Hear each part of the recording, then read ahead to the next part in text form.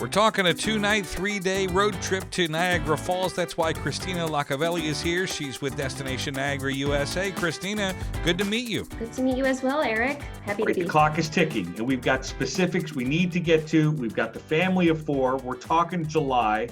We're talking a 3-day weekend. So that means check in on Friday, check out Sunday. First of all, where are we going to stay? Let's start there. Yeah, I mean, there's a variety of different hotels that are all within walking distance to the falls. Okay. We have brands like Marriott, Hyatt Place.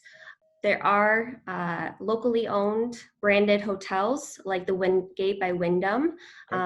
That's within walking distance to the falls. And then we also have quite a few hotels that are located on Niagara Falls Boulevard, which is like a 10-15 minute drive away from the falls. All right, so this brings up a quick question that's unique to you, of course, and I think we, of course, know the answer, but do I need a passport? Do I need to worry? I'm staying on this side of the border, correct? You do not need a passport to be on the U.S. side and experience the attractions, no. Okay, very good. I just thought we'd cover that. I assumed that was true, just to make sure. And again, we're talking July because, of course, we think if the reopening plan continues as it probably will, that's probably a safe bet yet. You guys are updating your website every minute when new information comes out, right? That's correct, yes.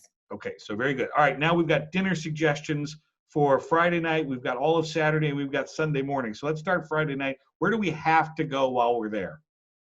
I would definitely recommend checking out the village of Lewiston. It's about a 10-minute drive away from the falls. All local restaurants. They have a main center street.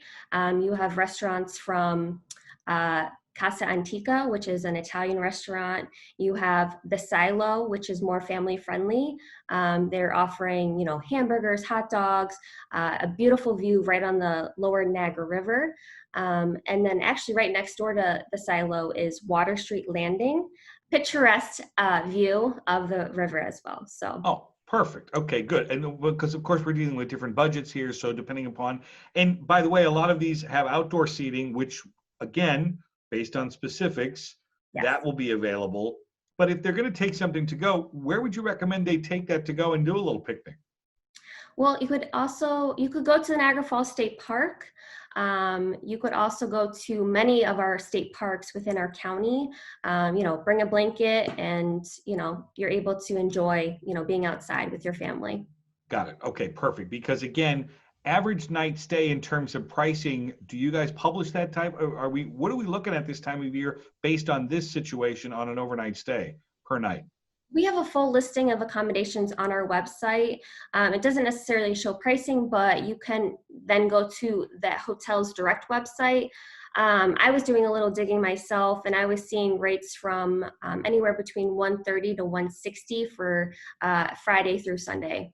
Cool. And again, we're not quoting you on these, and we know that, of course, you're the official tourism bureau, so you work with everybody. So again, people can do their own research, so that's perfect. Okay, how about what exactly are we going to do? And furthermore, visiting Niagara Falls, do we need a ticket to do that? Is that a cost thing? Help us out just a little bit with that.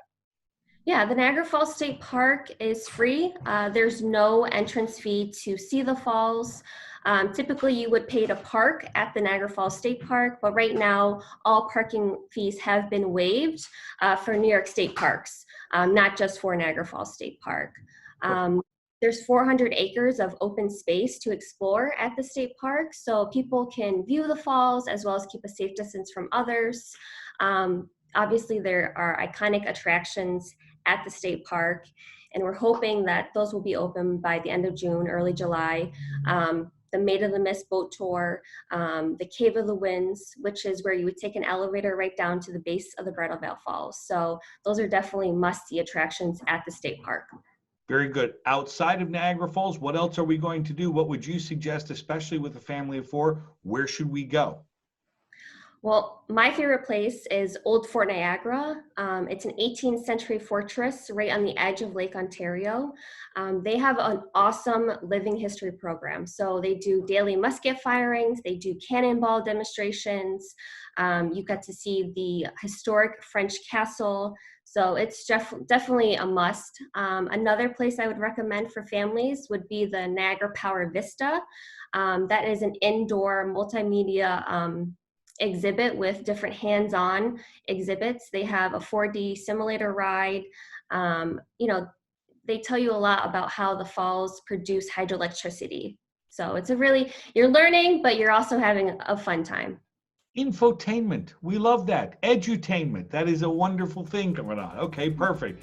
And finally, it always hits the budget, although this time, for we all know why, but nevertheless, gallon of gas. What are you seeing up there in terms of pricing? Right now, we're seeing $2.11 for a gallon of gas. Pretty good. Pretty good. Yeah.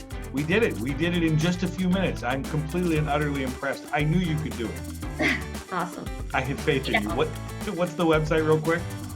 It's NiagaraFallsUSA.com. Doesn't get any easier. Thank you for doing this today. I really appreciate it. Thanks, Eric.